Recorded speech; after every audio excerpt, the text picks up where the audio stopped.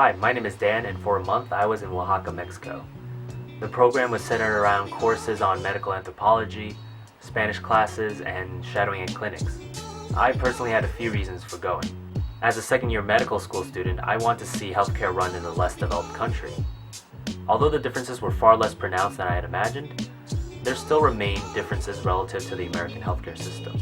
As an aspiring healthcare professional, I wanted to improve on the Spanish that I stopped speaking almost 4 years ago. My last priority was to improve my social skills by being placed into a group of people that I've never met before, into a place that I've never been before. I thought it was a great time to grow my teamworking skills, and I came in with the intention of initiating these interactions. Of course, going abroad shouldn't just be a learning experience. We also did a lot of fun and interesting things that I'm probably going to recap early on. So, let's go into my month in Oaxaca.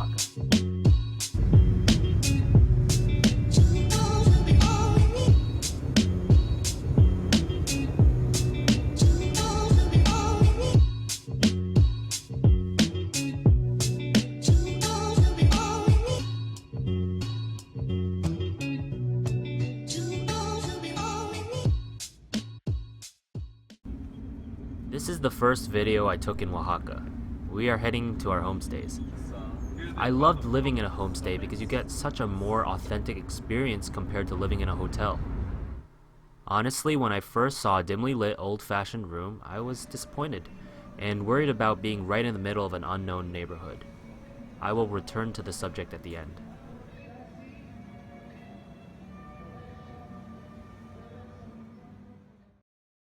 This is one of the first attractions I visited in Oaxaca, which was the Macao, or Museo de Arte Contemporáneo de Oaxaca.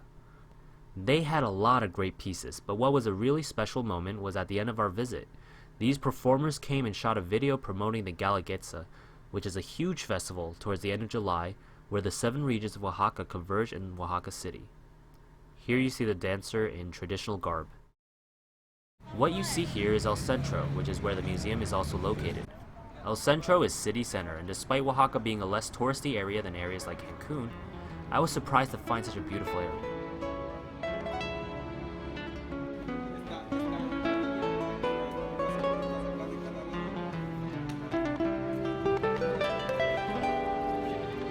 Say something about Mexico, or Oaxaca. What? Muy bueno. You heard it here, folks. Jessica thinks it's muy bueno. El Centro also features the gorgeous Santo Domingo Church, which also served as a frequently used meeting place for our group.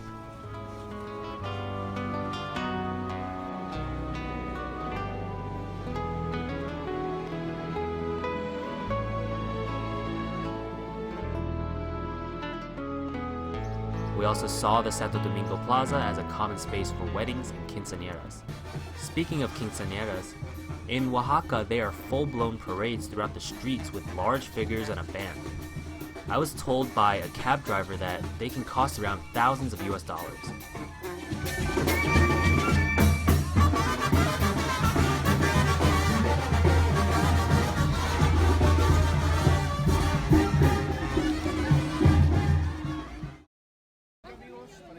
What we see here is another part of the Centro, the famous Zocalo, surrounded by fantastic restaurants and tons of vendors. It was a culture shock being told frequently throughout the trip by different people to keep your phones tucked away, especially in this area.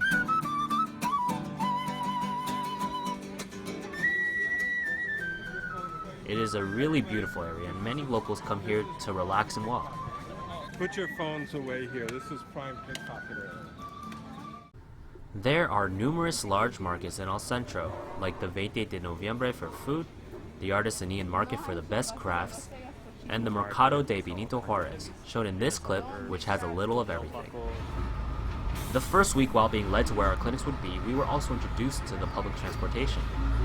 We would take a public bus every day, and doing that for a month was a learning experience. For one, the buses in Oaxaca are all privately owned by different companies. Without a uniform, standardized bus system, there is no bus schedule, and that proved frustrating at times when, despite even being at the stop at the same time every morning, the wait largely varied. Blocking the road. As you can see, there's a blockade right there too. It's really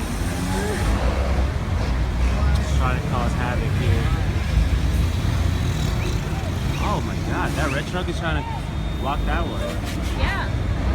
So even if we get a taxi there, we can't go anywhere. So bad. Well, we gotta just completely get out of this place. Yeah, it's very important, but it's like underneath. We only took this form of transportation on this day, but Oaxacans also used moto taxis. Other students that took the moto taxis told me about a time when the driver would charge outrageous prices. The students, however, didn't accept and just paid the normal price. We were told by our Spanish teacher later that this was risky because the union of moto taxis could congregate on a disgruntled customer in minutes. Luckily for us, the buses didn't have this problem. We often also took taxis when it was non-clinic activities, and in those cases we often were overcharged, but bargaining there was better. On Sunday, June 4th, the group went on a tour run by one of the members of my homestay family.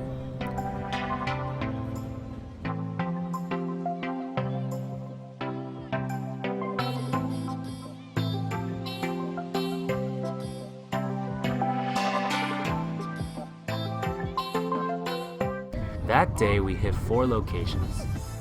The town of Santa Maria del Tule, which features a giant and estimated 2,000-year-old ahuehuete tree. San Pablo Villa de Mitla, which features archaeological ruins. A mezclaria, which showed us how they make the 40% alcoholic drink famous in Oaxaca known as mezcal.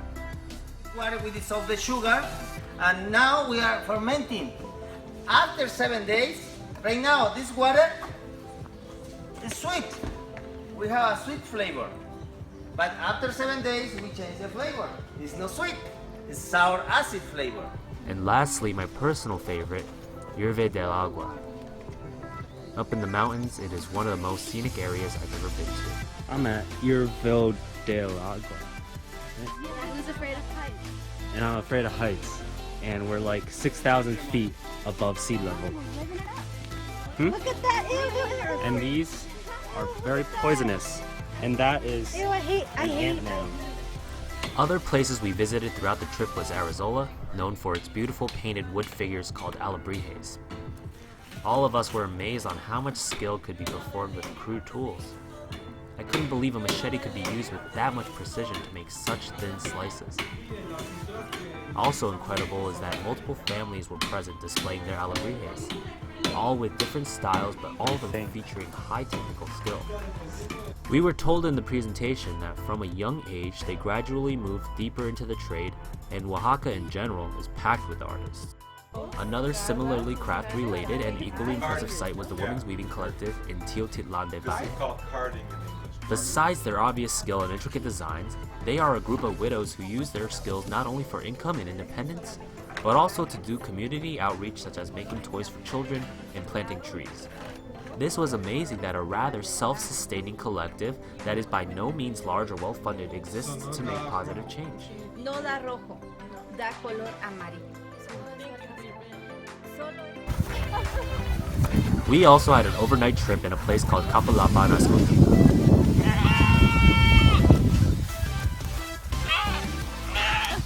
How's walking sheep, Katie? It's pretty awesome! Yeah? But my sheep is a little nuts. In the past, it was a mining village, but now the people have banded together to resist any mining which was poisoning the water reserves with arsenic and generating higher risk of earthquakes from all the drilling. The town is one of the nicer ones I've seen in Mexico, and the streets were bare, which gave it a bizarre feel. And this is a little friend I made along the way. Good morning, this is day 2 at Capalapa en Escondida, and yesterday we visited a traditional medicine clinic along with just exploring the town of Capalapan and learning more about what this very interesting town is. So what was very notable is that although all the facilities are very nice and it's very modern looking, there were very few people actually wandering around. And I asked one of the owners of a cafe we were at. He said the population is around 1,000 people and that on weekends most of them go out into Oaxaca City. Also, there was some festival up in the mountains, and that's why a lot of people weren't there. Today we're gonna go hiking and learn more about the mining history of Kapulapan. The next day, we hiked up to a large cross and got this beautiful view. Kapulapan was a great getaway place, and during the trip, it's hard to hang out with everyone outside of the class, so this was one of those rare moments that we were all together and bonding. Welcome to my crib. Welcome to my crib. These 1,000 pesos. You should turn off lights.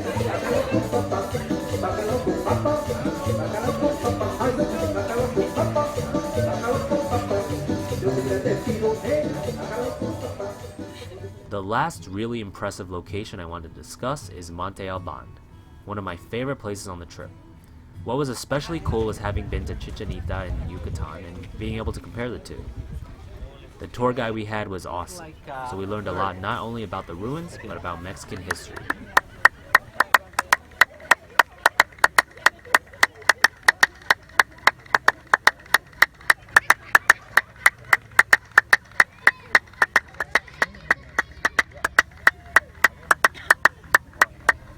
The architecture became so much more impressive listening to his explanations, and compared to Chichen Itza, which seems larger, I had a more profound experience in Monte Alban and was filled with questions. It was also awesome to overlook the whole plaza and imagine it filled with people and all the buildings with their intended colors. You also think about things like, how did they level a whole hilltop without modern machinery? Why did the victors get beheaded in the ball game? Etc. Oaxaca also has a rich nightlife. A pub such as McCarthy's was a popular meeting place for young people to hang out and listen to music. When I went, it was a tight squeeze for seating, and I didn't expect it to be so popular.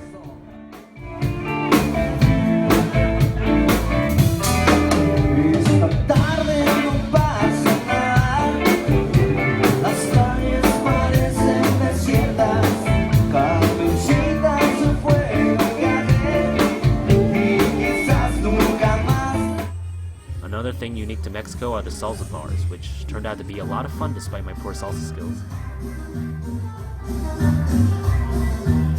The nightlife in Mexico definitely satisfied.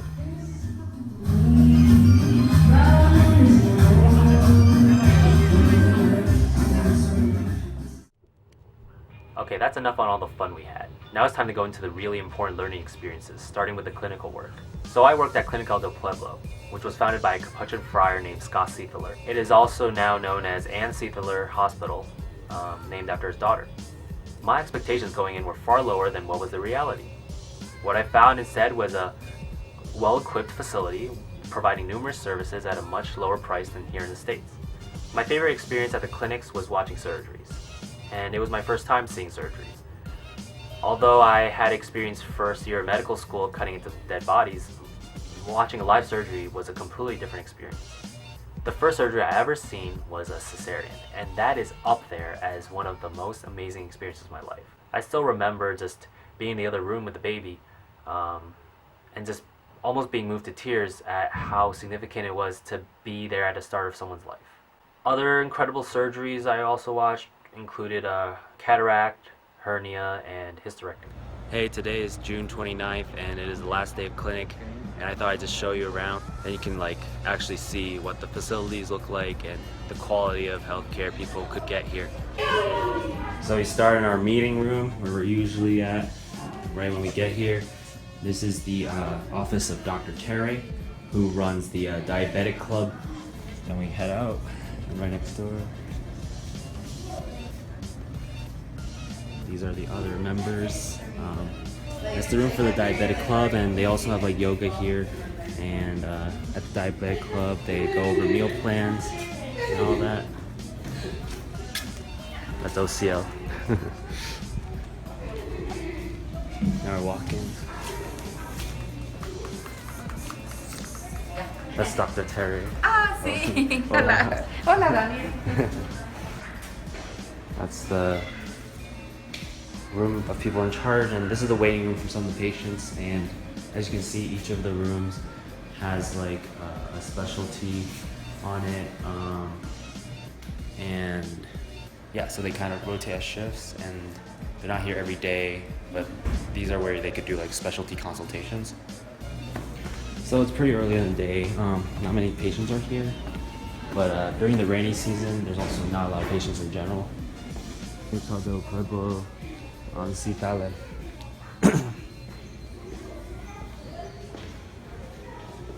I don't know. I can't show you everything here, but this area is the waiting bench for the surgeries. Are you copying me? Yes, but I'm not gonna put in my video. It's just for me. Oh, okay.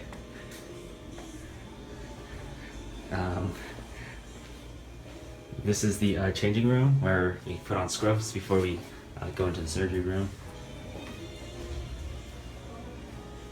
And if you go further down, you can actually get to the surgery room, but I don't think there's any surgeries going on right now.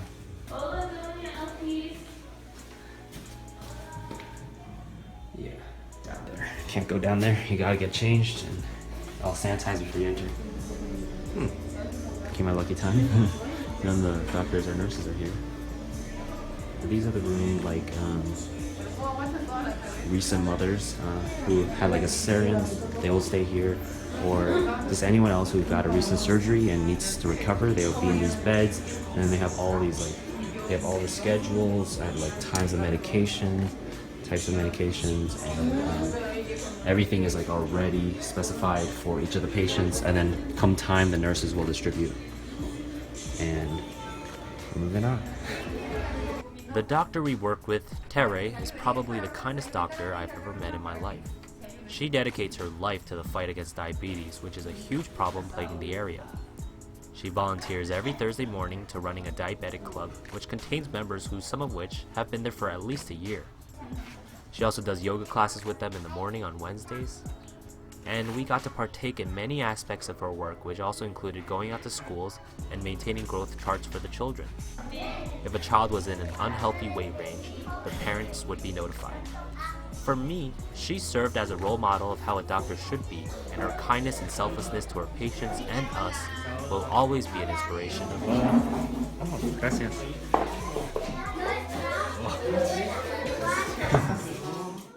So, my interest in medicine is physical rehabilitation.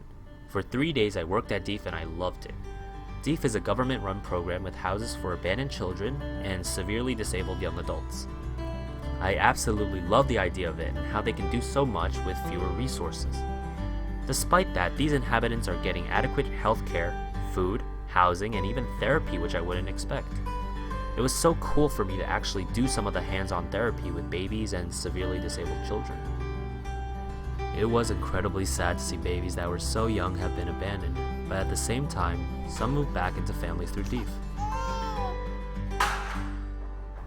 Despite the underlying darkness, I experienced a small light at the end of the tunnel moment. My first day there was also the first week for this baby, who became quite attached to me and I to her. She never smiled and would never stop crying and couldn't be put down into her crib. I held her that day for hours. She seemed so frightened and miserable. This was her the next week.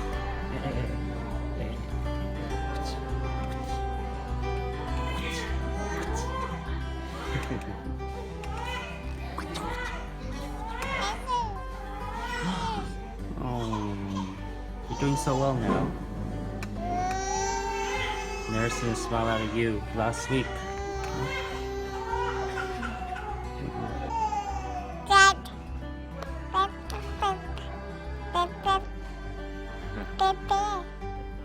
That week would also be my last at DEEF, so I was so glad to see these changes, and this is an example about the works of DEEF. Like the clinic, DEEF is also surprisingly well equipped. Totally unexpected was that they would have a sensory stimulation room for the babies to get introduced to different images and feel different textures and practice walking.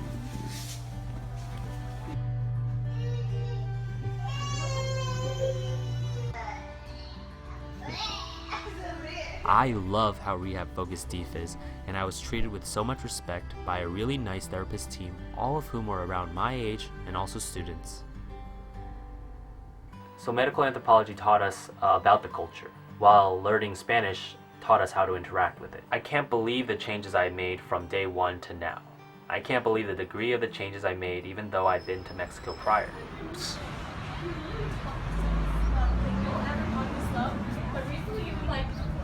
So, I I think it's gonna join with people that have like explained 50 times. Say hi, Chris. This is El Maestro. I was at La. I corrected it. You know why? Because he taught me that. Yeah. Let's develop for class. So cool. Hello. And that's Jess. She's the traitor. But we all like Jess. I saved it. And this is what we do in class. I went from being super uncomfortable with speaking Spanish to being able to go out on my own. I really owe a lot to the Oaxacanos I met on this trip. My Spanish teacher Chris was one of the coolest guys I've ever met, and he treated us with so much openness and also demonstrated so much genuine curiosity in us. We even hung out with him outside of class, and he's no longer just a teacher, but also a friend. So pretty in the sky are also. When I was homesick, I went to Chinese restaurants, and this couple in Oaxaca showed another Chinese student and I so much hospitality, almost like parents would. Giving discounts and cooking food especially for us. During those times I was homesick, these experiences really got me by. Remember when I mentioned I was so disappointed when I first arrived at my homestay? Well, I told a friend of mine that I was so surprised how a place that felt like that in the beginning, a month later really felt like home. Our host family was so supportive, but they also didn't live with us. It was the housekeepers and their daughters that accommodated our early mornings on clinic days, cooked all our meals, cleaned our rooms while they lived upstairs on stone floors, all packed into one room with an unfurbished bathroom. One night, another student and I decided to hang out with the housekeepers, and we learned about their rich histories. Putting a story to our Oaxacan mothers was a fantastic decision, and I'm glad we did this. I've already mentioned how great my doctor at Clinica del Pueblo is. Here she is teaching us the dance of the Galaguetza because we would be missing it. For all things she does, why does she go so far and beyond when I'm used to doctors here, where time is money, who rush their appointments to fit in more? Tere really makes me think about the humanitarian aspect of medicine, which of course should be the center of it all.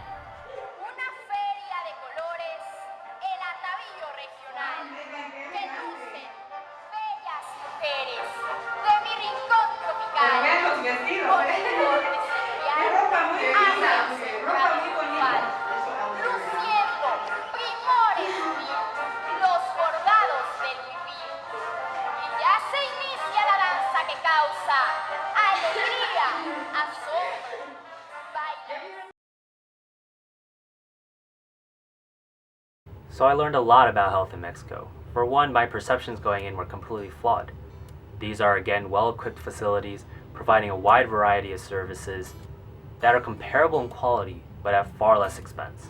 Through the course in medical anthropology, we learned more about the Mexican physician-patient relationship, which is very different from that in the States. For one, Mexican physicians have much more control, has far more say in dictating what a patient does. So one of the books we read for medical anthropology actually shows you examples of different doctors and how they abuse different aspects of medicine, like overprescribing or relying on their own moral beliefs to dictate a diagnosis. And my experience at DEEF and the clinic didn't show me any of these examples, but I'm sure they exist outside. Of course, there were times where we thought a physician was acting inappropriate or someone was just being very rude to a patient. There are also clinical presentations that are more localized to Mexico, such as parasitism. Also, particularly unique is the psychophysical manifestation known as susto. I also learned a lot about myself and what I'm capable of handling. For like the first 2 weeks starting the clinical work, I was exhausted more so than I've ever been. And by the end of the 4 weeks, I had adapted and I could go about the day like I did in the first 2 weeks and still be okay. When it came to the social skills, I made a lot of improvements, and that was just because I stepped out of my comfort zone and just kept trying my best to initiate those interactions, even though at times it was very tiring or I was just very doubtful that I could do it. I made many close friends that are in social groups that I always considered foreign and separate, and that really changes my perspective. I think as a future healthcare professional, that only helps me be more prepared to work in a team and and to interact with patients that are different from me. But most importantly, my perspective on the people of Mexico has changed significantly. I absolutely love the people in Oaxaca, and I feel sorry that the current political climate treats such kind people with such rich culture so poorly.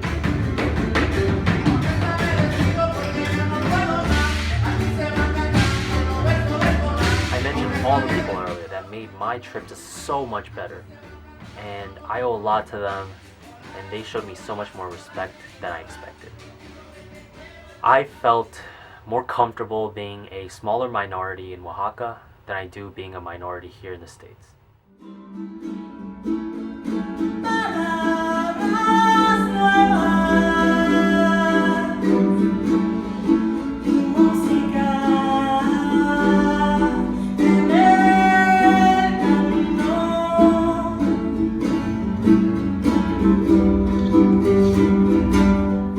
Oaxaca, gracias para todo.